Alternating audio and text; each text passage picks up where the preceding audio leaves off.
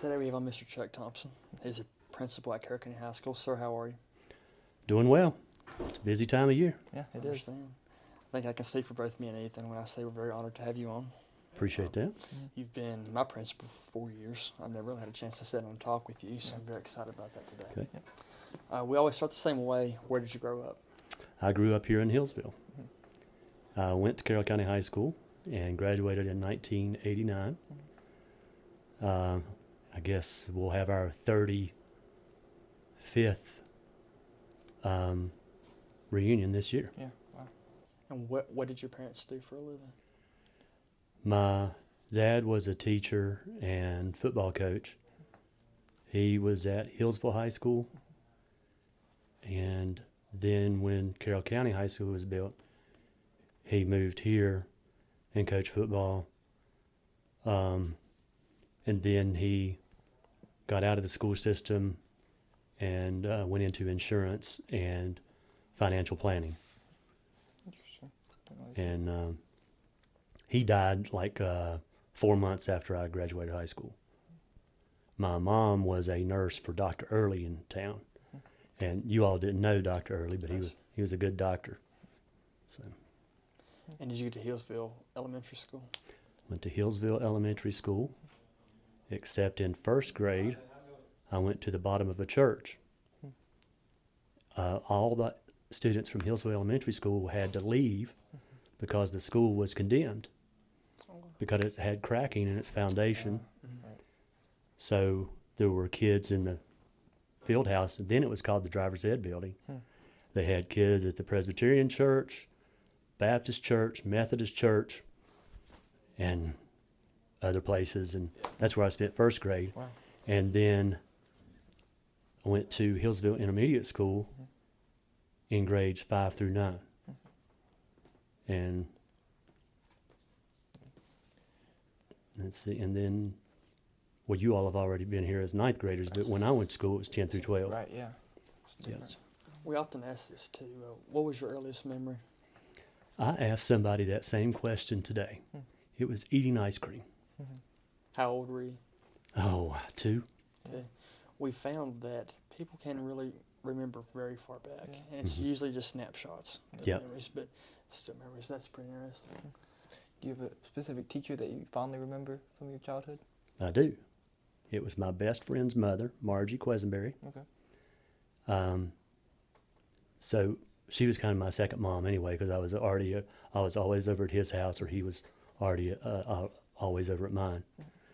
And I felt loved in the classroom, and we knew as fourth graders how sweet she was to everybody.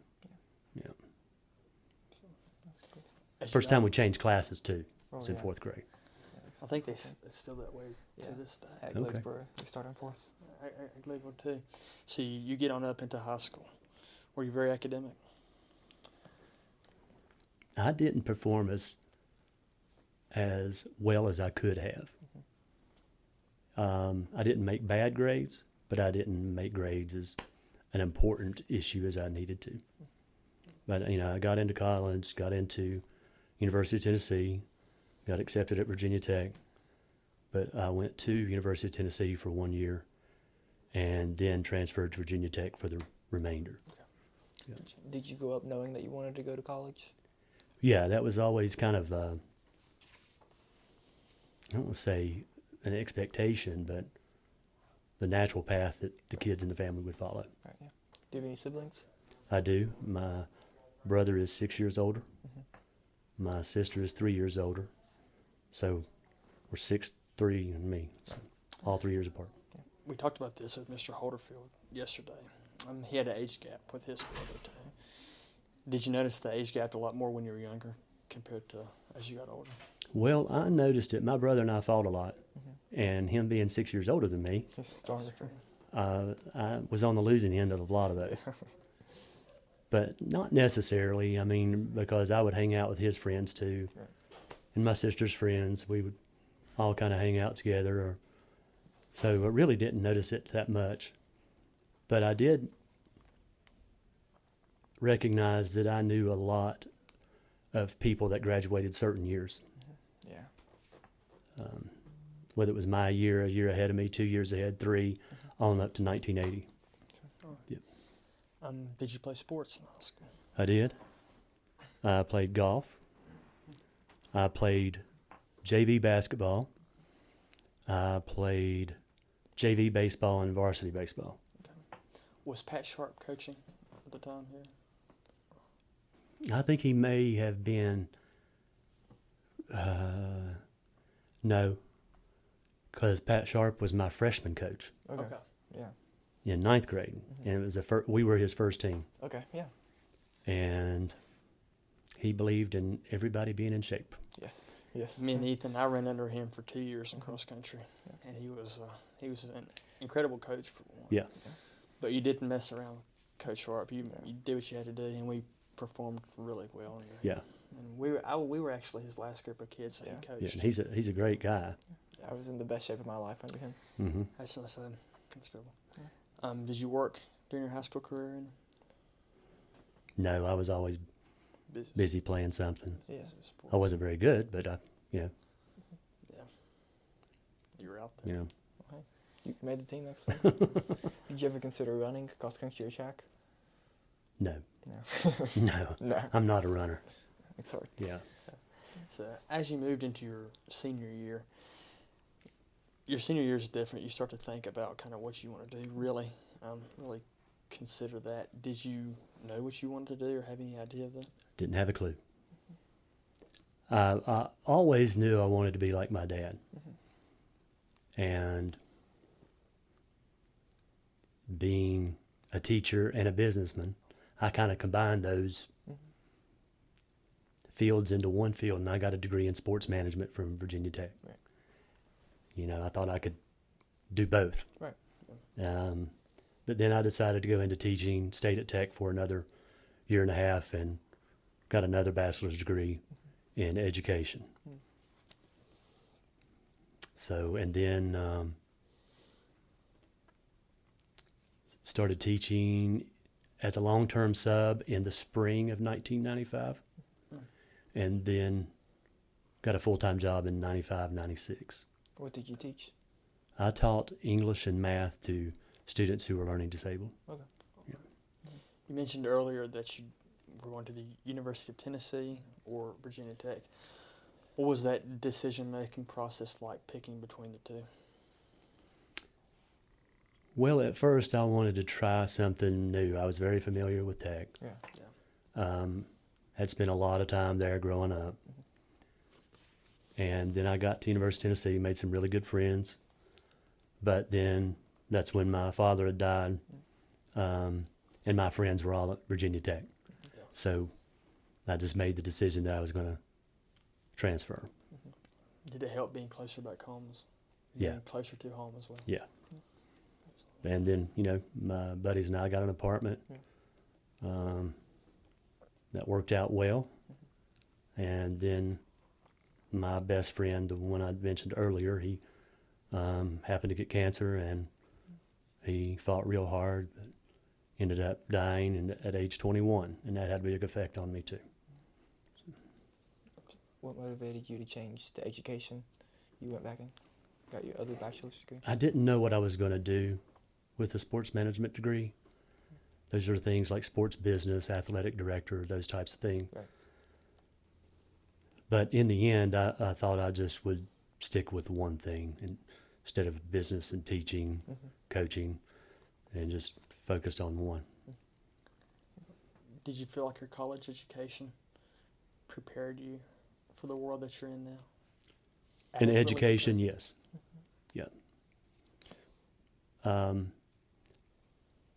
Not so much at Tennessee, not because of them, but because of me. I fell into the trap of not going to class as often as I should. And I was just kind of a lost puppy. I didn't know what I wanted to do. You mentioned your friend earlier. How did witnessing loss at such an early age affect your outlook on life from that point? Well, I really admired him because he was good at everything, whether it was academics, sports, chorus, track, cross country, basketball, FFA. He was on the national championship team for forestry.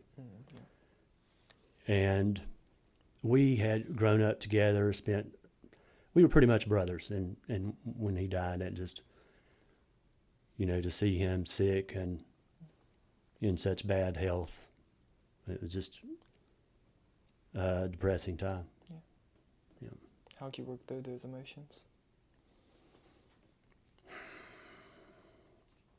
Didn't talk about it a lot. I don't know if that's good or bad. I've thought about it a lot in my older years. In my younger years, I just tried not to think about it. Sorry. So you're in college at Tech, and you decided to go back for another year learning education. Mm-hmm. Did it really click at that point that was what you wanted to do? And we had such a good program there that it really, I became more focused on what you should be doing. Was the education program at Tech smaller too? Because you realize you hear a lot about Tech, how the big class sizes and big programs. Engineering, architecture. But there is a Right. lot of smaller colleges too. College education is no more at Virginia Tech. It's now down to a school of education. Okay. I didn't realize that. So they're not putting as much emphasis on it. But yeah, I had class with the same people all the time, and we became close. For the graduate school, did they have a college of education, or does that still fall under the school? Because I know a lot of people go get their Masters of Education from Tech. I don't know about masters in education there. I know they have doctoral programs. Right, yeah. I would suspect they have masters, but I'm not sure if they have a lot of students. Sure. Yeah. But when I was there, we did.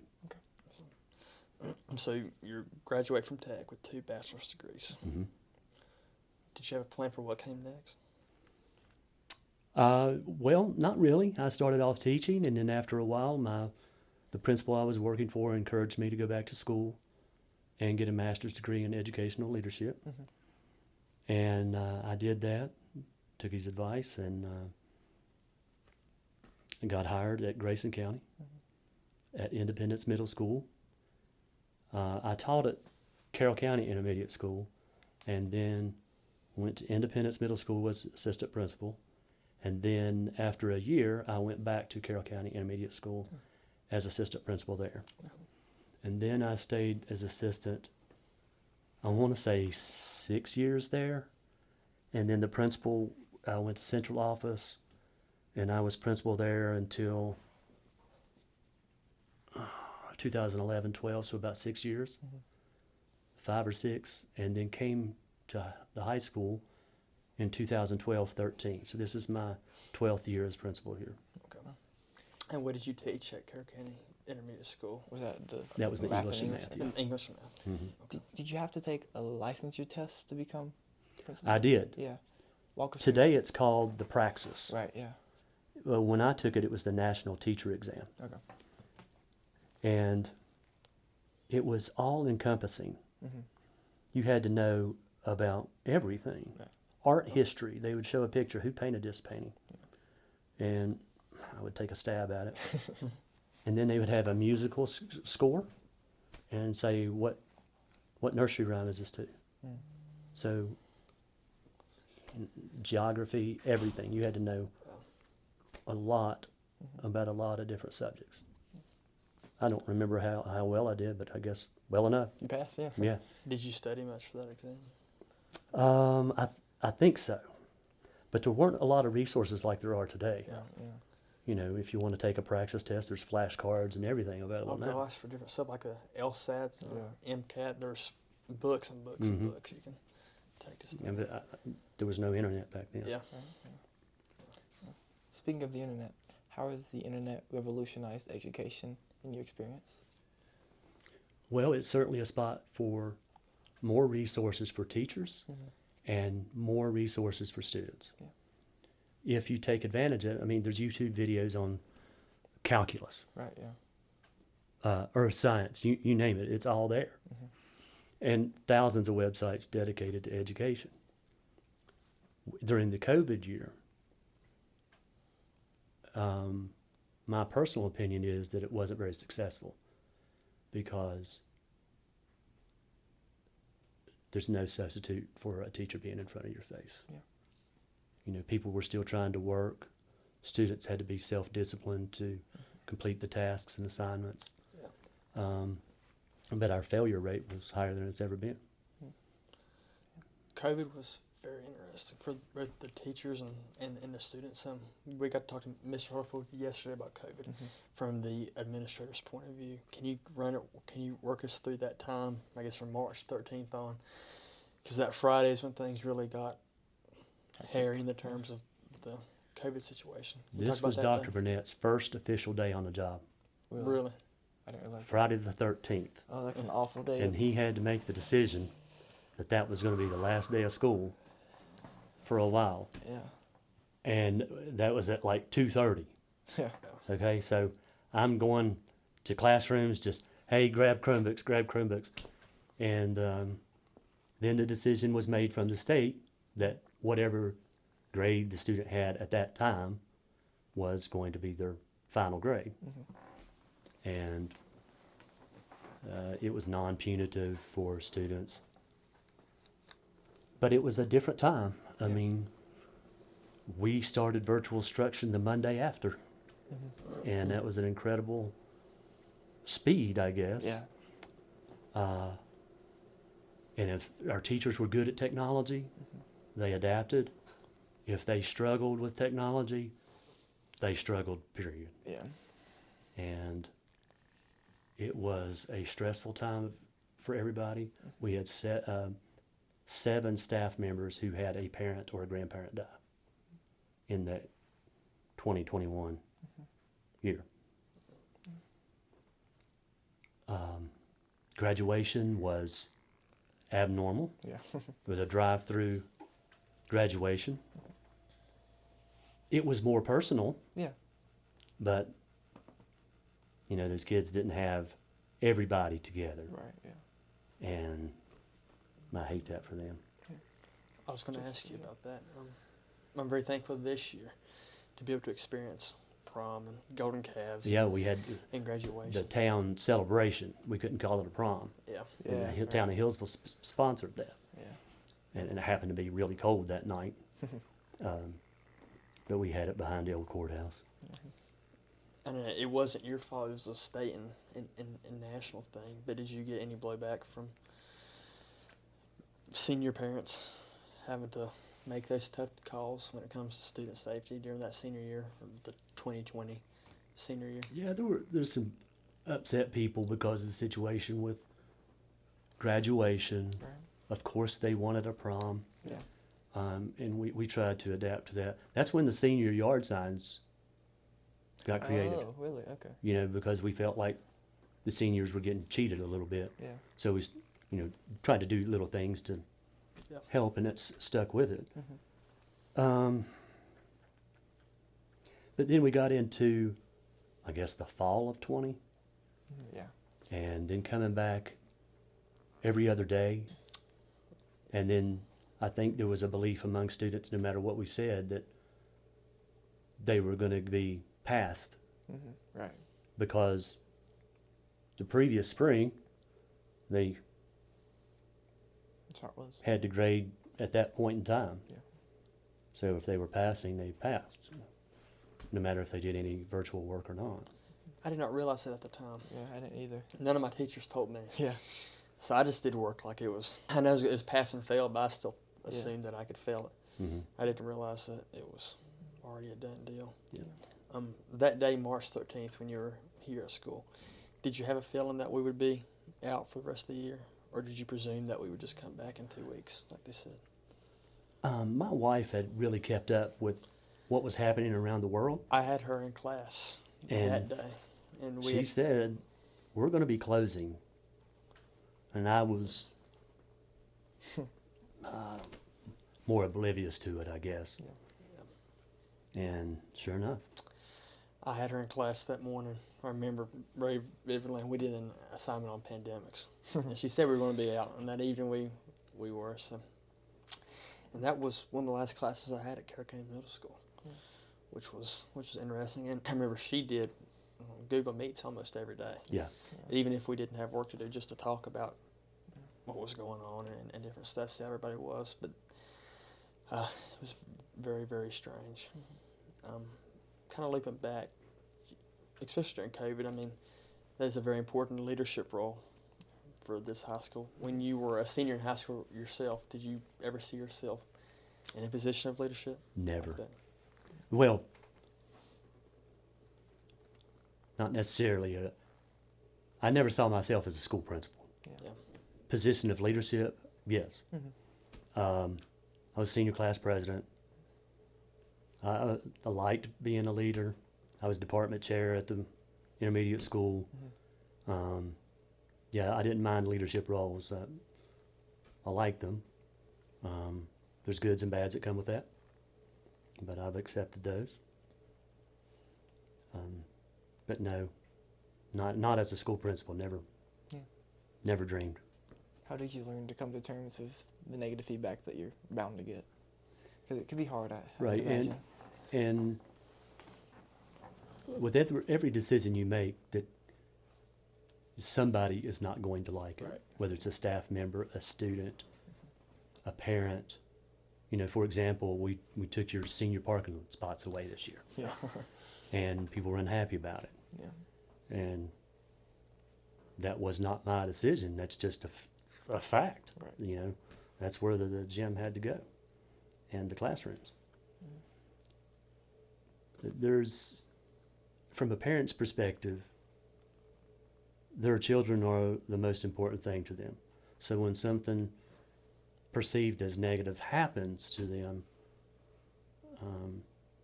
it's personal, it's emotional, and that's why sometimes we have some negative feedback. On a more positive note, what's the best part of your job? Seeing kids in different roles outside the classroom. Like yourself. I mean, I get to see you solving technology problems, or in Mac, or in athletics, or band, or winter guard, FFA, because every student kind of looks the same in the classroom. You know, I don't see their papers and everything, but I get to see different sides of a person. High school is a transitionary period. Yes.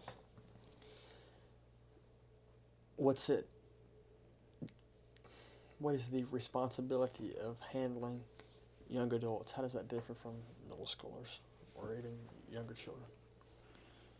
That's a really good question. And when I was at the intermediate school, it was grade 8, 9. And we had, I want to say 700 kids. But each grade level had a chance to be leaders. And when the 9th graders were there, they really had a chance to be leaders twice, leaders in the end grade. And I thought we sent some good leaders to the high school.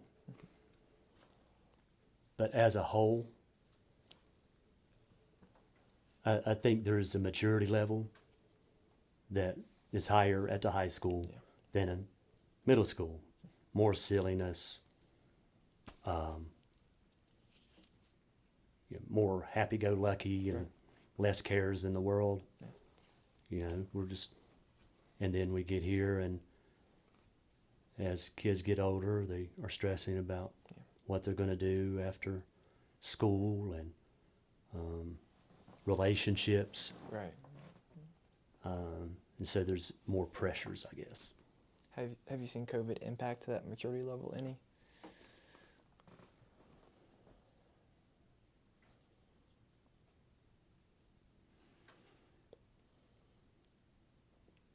I think when we first came back, kids really missed out on talking with other kids. Do you think that's had a cascading effect in any areas?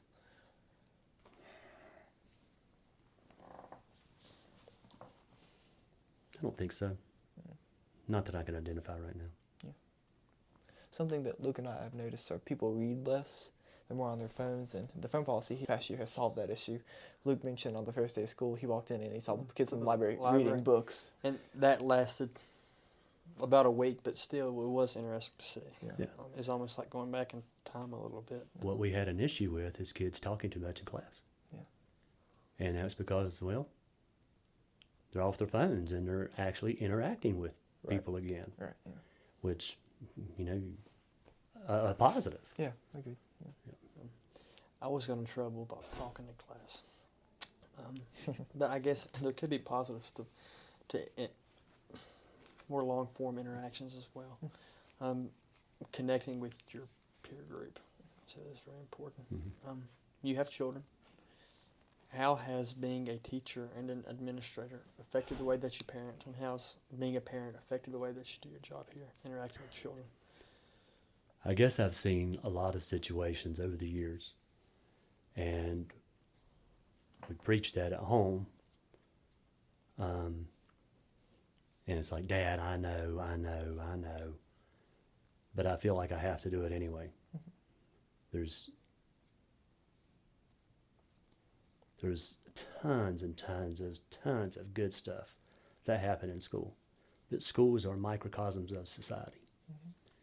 For example, if there's conflict between people, because it's out in society, it's going to be in a school. If there's a fight at school, there's fights in society. If there is vaping in society, there's going to be vaping in school. If there's kindness in society, there's going to be kindness in school. Just because it's called a school doesn't mean all those other things are not going to come in here.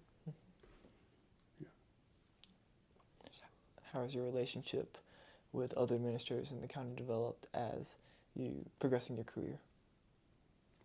My relationship with other administrators is very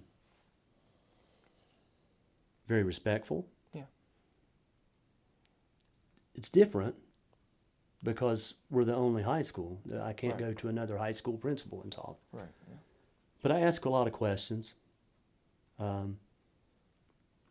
I talk to elementary school teachers, principals, and Miss Burnett at the middle school. I talk a lot with our central office administrators. Yeah. Asking questions, getting advice. With the staff, I feel like I've got good relationships with them. I felt like that at the intermediate school when I was over there, and I felt like that here after a couple of years, just getting to know people. Right. And then we had those teachers that were at the intermediate school that taught ninth grade came over here. And that was more comfortable because I had known those people too and had formed relationships with them. And workplace, schools turn into your second family. And I've loved every minute of it.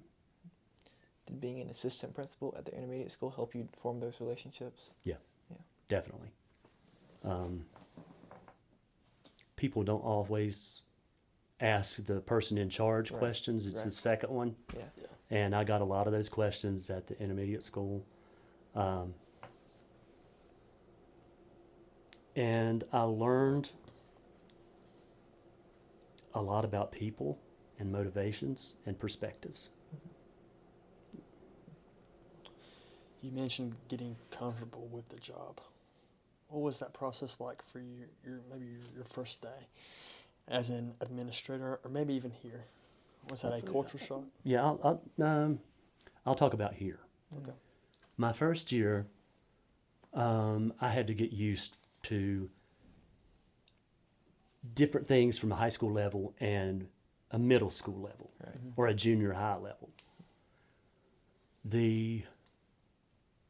For example, the rules about VHSL, I had to learn those.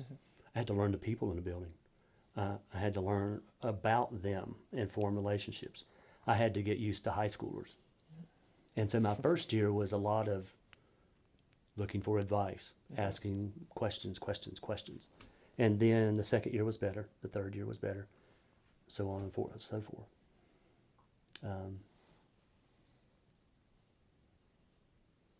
But I don't guess we're ever comfortable. We're just more experienced.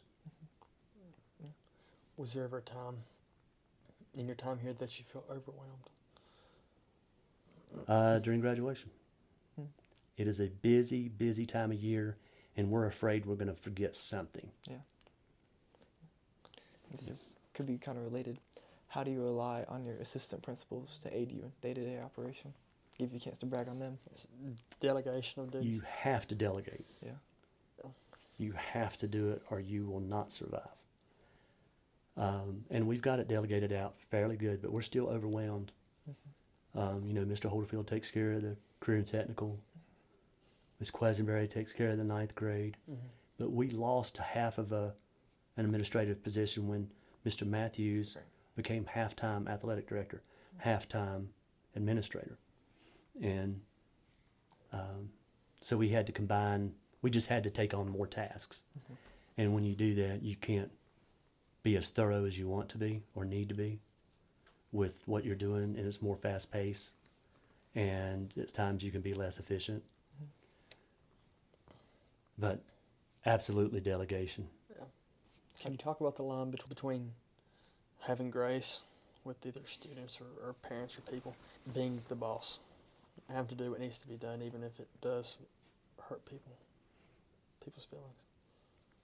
As far as student discipline, let me talk about that. Okay.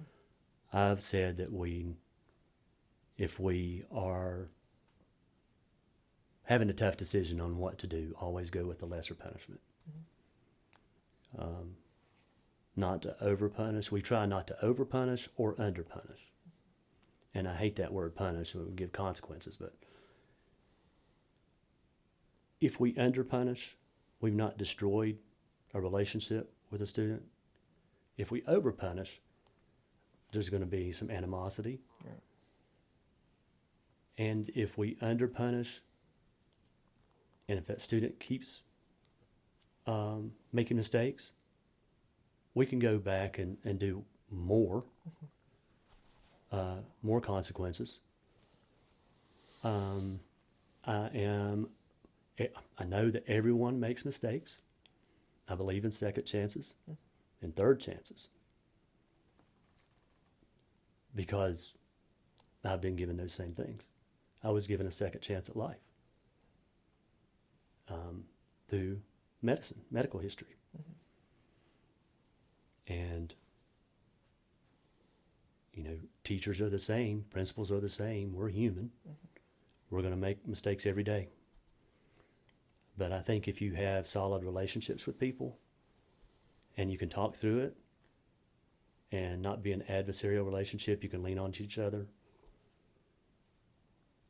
and not necessarily have to be punitive to people. You mentioned your medical history, and last week you celebrated the 6-year anniversary of your lung transplant.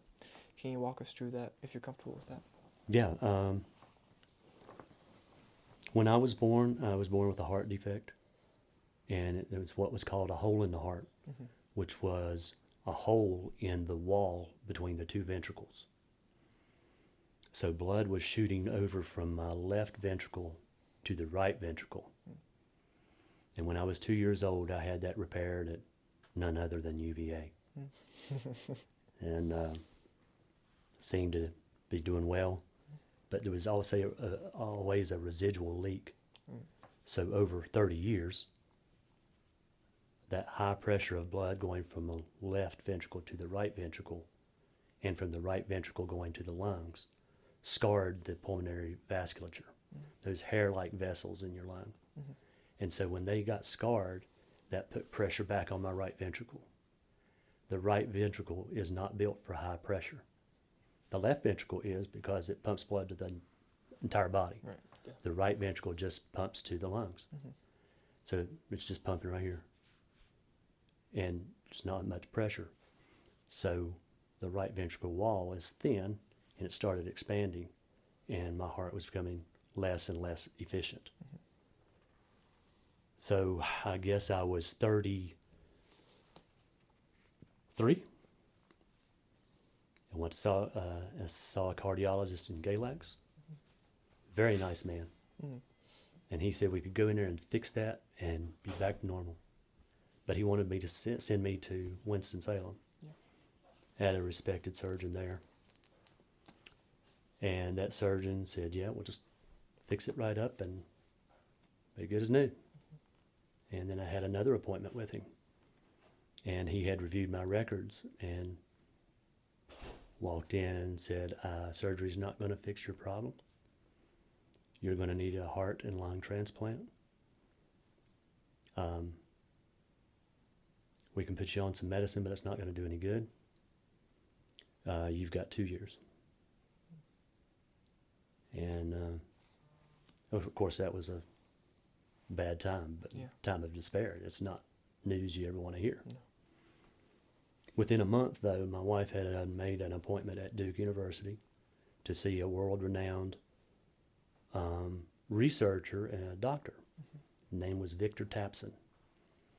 And my condition was called pulmonary hypertension. So high blood pressure in the pulmonary artery and lungs. Mm-hmm. The normal pressure in your right ventricle is supposed to be about 30 millimeters of mercury. In the left ventricle, about 100 millimeters of mercury, the averages. Yeah, sure. At 120/80, averages to 100. Mm-hmm. And mine, instead of being 30, was about 80. Wow. So 50 points higher than it needed to be. Mm-hmm. So I was put on a medicinal therapy and started adding more and more medicine as the years went along. Finally, it was continuous IV therapy. I had a pump put in my pocket and a catheter in my chest, and that worked for a few years. And then as the condition progressed, it was time for lung transplant. And so I relocated to Durham in February of 2018. Duke advertises a 14-day waiting period as an average wait time for lungs, which is incredible. Yeah. But they are a high-volume lung transplant center. But due to my height and antibodies that I had to wait for somebody that was taller and matched antibodies. So mine was a 3-month wait, a 90-day wait. And then on May 8th, that evening, I got the call from transplant coordinator. And they said, do you want new lungs tonight? And I said, of course. So it's that quickly. Yeah. And then they got started. They took me to the operating room late that night. And Duke sent a private jet to Texas. Wow. I enrolled in just about every research study there was because I'm in education. Yeah. There was one that I didn't, and that's it. And I can't even remember why I didn't or what it was. But I enrolled in a research study, and it's called Lungs in a Box. And you've probably seen images on movies or before where there's an organ in a cooler of ice. Yeah. But the research study was keeping lungs breathing and warm with the donor's blood. So they're still moving and breathing until they're inserted in the patient, which allows Duke to also travel further distances to pick up the organ. Because if it's on ice, there's only so much time you have. Right, yeah. So I was very fortunate to be in the best hospital in the world, 2 hours and 15 minutes from home. So they got started the next day, about 14 hours later than I went to the OR. And I didn't wake up for a week. Usually they try to have the patient up and walking within 24 hours to avoid pneumonia, moving. Yeah. But I had a lot of complications from the surgery. I developed a fungal infection in my chest. a mucor fungal infection that has a very high fatality rate. I had massive bleeding during surgery. That my foot was completely black. And to be completely black and dead sure did hurt a lot. Yeah. And then, because of the bleeding and the length of time the surgery took, about 12 hours, my kidneys were damaged. So I had to receive dialysis the whole time I was there.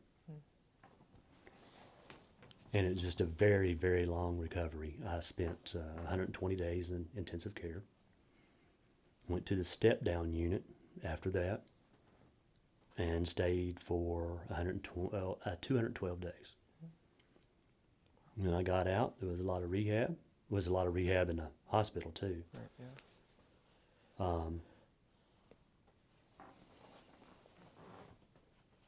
Now, just going back to the rehab, they have what's called Swedish walkers, and they're walkers that you can put your elbows up on and help support you, but it would take them 30 minutes to transfer the equipment from my bed to the walker. And then I would stand up, and it took everything in the world for me to stand up and then walk. And then he would ask me all sorts of questions when I was walking. You know, I've got oxygen on. I just had to focus on walking. Yeah. And when people would ask me questions, how do you feel? How are you doing? And I just finally had to say, I can't answer your questions right now. I can't do it. I got to focus. But formed really good relationships with my PT guy, Brett. Formed great relationships with my nurses and the doctors.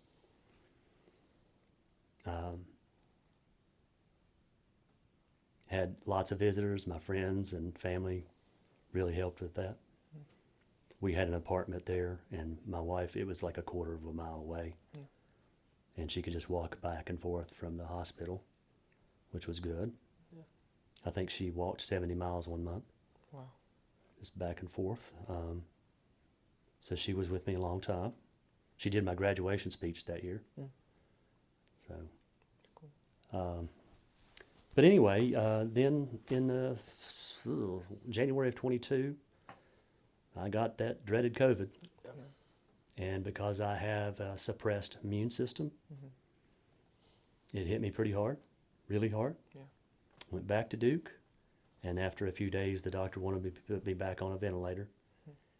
I was on a ventilator for 5 weeks, and finally got off of it. Again, the therapy, the PT and recovery is just like a lung transplant. Lots of walking, breathing exercises, and every doctor that I encountered said, we didn't think you were going to make it. And with the original lung transplant, we didn't think you were going to make it. So I'm very, very grateful for everyone that was involved in my care. And the nurses the second time with COVID, hey, I know you don't remember this, but I took care of you during lung transplant. Wow. And I was surprised they remembered me, 4 years later. And that happened multiple times. Or I would recognize them and strike up another conversation with them. Were you conscious during your 5-week period? No. During that time in your previous week in a medically induced coma, did you remember anything from that time? Did you hear people talking, or were you able to discern? The first time, no. The second time, I had very vivid dreams that I still recall. And it seemed like that was the same dreams over and over and over. After the first one, I was on ketamine, which is a powerful tranquilizer. Yeah. And it made me paranoid and confused. I asked the nurse for the phone one night. It was midnight, and Monica was still at the apartment. And I asked the nurse for the phone, and she says, what do you need the phone for? So I'm going to make a call. Well, who are you going to call? Monica. Well, honey, it's midnight. I said, I need to talk to her. So she gave me the phone. I called her, And I said, hey, don't worry about the golf balls that I ordered. The FBI knows about them. And she says, what? I said, don't worry about those golf balls I ordered. The FBI knows about it. Mm-hmm. And she says, Chuck, give the phone back to the nurse, please. She wants to talk to you. And, you know, when the lights went out, there was a stethoscope and some exercise bands on the wall, and then they would turn into cartoon characters for me. It was just weird. Part of the reason we have the podcast is for it to serve as an archive for people, for future generations. If your family is listening to this in 10, 20, maybe even 50 years, what would you want to tell them? Well, first, I love them. You know, and it was a very difficult time for my children.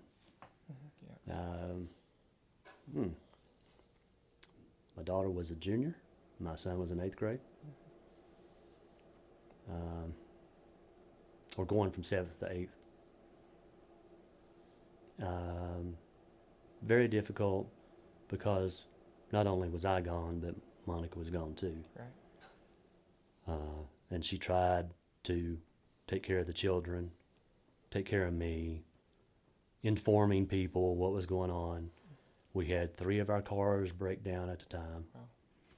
There was a slow leak in the water line of our refrigerator that ruined the basement, the ceiling, the floors in the basement, and the floors on the main level. So she kept that from me, thank God, Yeah. because I would have just stressed about it. The second thing is just very, very much a time of gratitude during a very, very difficult time. And I'd also want to say to this community, I couldn't have done it without them. I had a lot of support, a lot of people praying for me, pulling for me, and I felt that. Yeah. I felt that. When I was, 150 miles away, I felt it. How was your views on life changed after your experiences? Your outlooks? Well, it's a little bit of this is in graduation speech, but we complain a lot, but we have so much more to be grateful for than anything else. And if we have a bad day, we still have a day. Yeah. A long time ago, a guy said, all meetings are bad, even the good ones. But I turned that into my own slogan. Every day is a good day, even the bad ones. Yeah. We're all going to have bad days and good days, but we have more good days than bad. And there's an alternative to not having any more days, and that's being dead. And I love birthdays now. Yeah. I love birthdays because I'm still here. But it was a very traumatic time in life, and it's been a realization of how blessed I am. I have gotten to meet my donor's family. There was 8 children, a very tall family, 8 children, 2 boys, 6 girls. My donor was 6'8". His name was Brandon Kozier. And died of a seizure.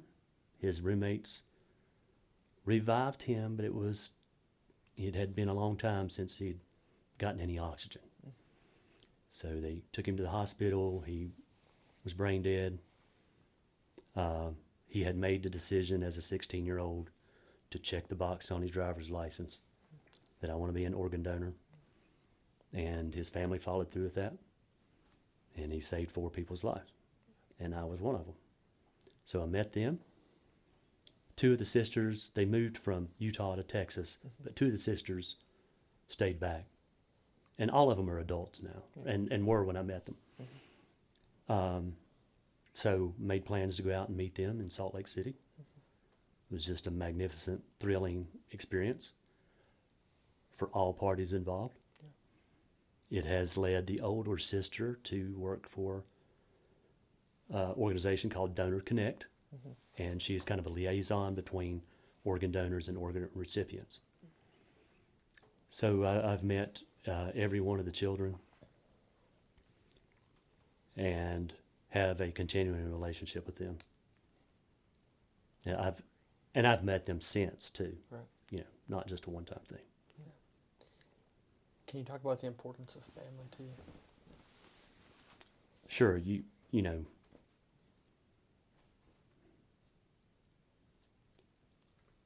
mine was raised in a good family and married into another good family. I found out that people who really care about you will always be there for you. And family is one of those, that group of people. I also found out that it's important to have lots of friends. Because when that slow leak in the refrigerator ruined everything, they came in and moved everything out.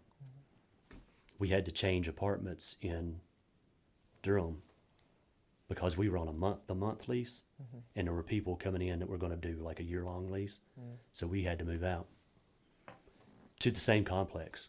And who did it? My friends.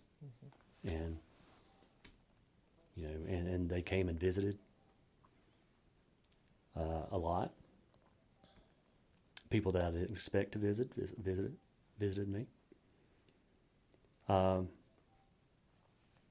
Funny conversation took place in the hospital. Myself and Adam Joyce, who used to be assistant principal here and now superintendent in Radford, were talking about one of the kids we knew from school here. Yeah. Name was Lucas Holder. Does that mean anything to you? Yes. Lucas was a very smart kid, played football and basketball and soccer, played at Liberty University for football. And we were talking about him. And we kept saying, Lucas, Lucas, Lucas. And the nurse that was in the room said, "Are you all talking about Lucas Holder?" And we're like, "Yeah." And she says, "He's my best friend. We went to school together at Liberty, and then I came down here to get a job, and here you know." Wow. And they lifted my spirits. The friends did. Were Yeah. telling jokes and cutting up, and we found the nurses stayed a little longer when we were Yeah. making jokes and stuff. How did you meet your wife?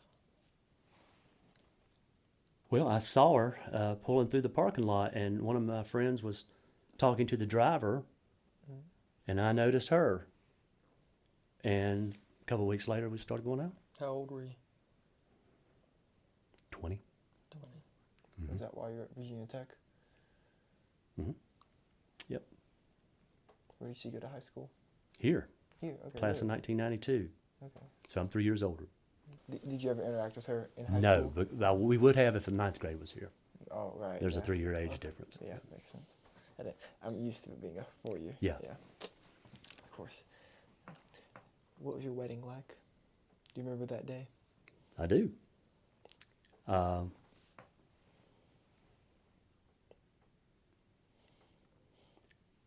can remember being very happy, very satisfied. I remember a surprise was my wedding ring was my dad's. I didn't know that was going to happen. Had a reception out at the golf course at Old Mill. Had a lot of fun.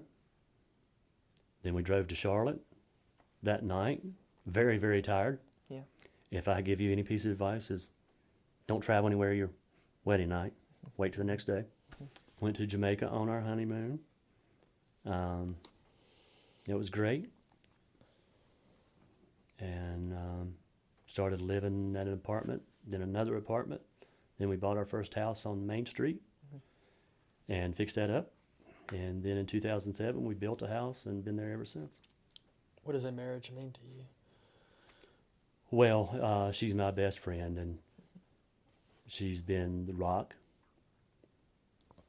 It is love. It is support. It's offering advice. It's taking advice. Growing pains. Learning how to do life with children wouldn't change anything. Yeah. Very fortunate. Well. I'm married up. Yeah. That's always a good thing, right? Yes, sir. Yeah. Well, as we're wrapping up, we have a few questions that we like to ask every interviewee, and I'll go first.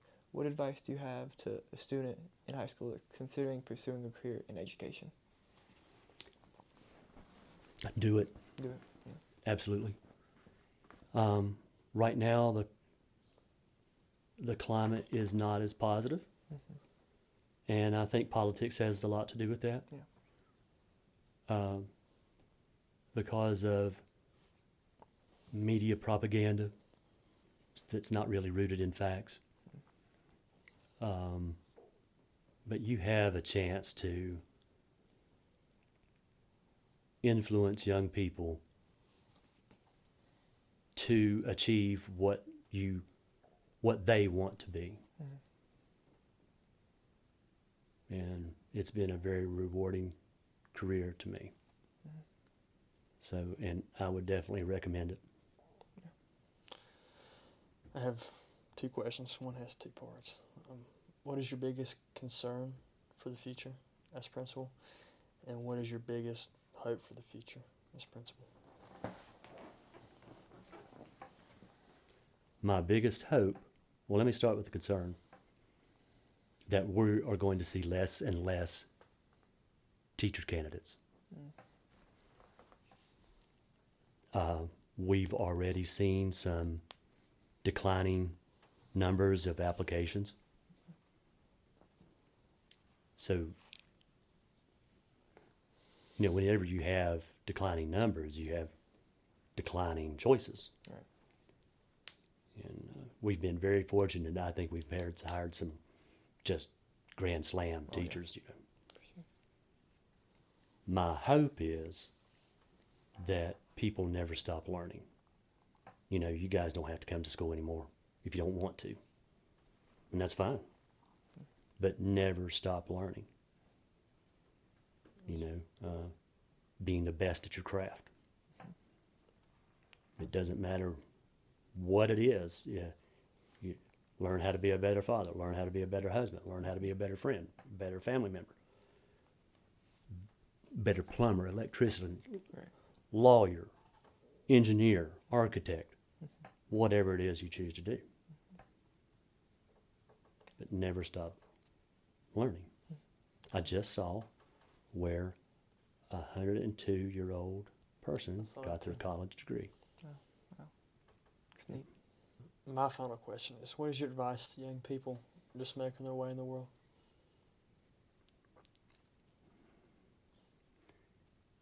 That you're going to make mistakes. Learn from them. And that the only person they should try to be better than is the person that they were yesterday. Just always getting better. Absolutely. Final question. It's a bit of a cliche, but we find that people always have thoughtful answers to it, and that is, what is the meaning of life to you?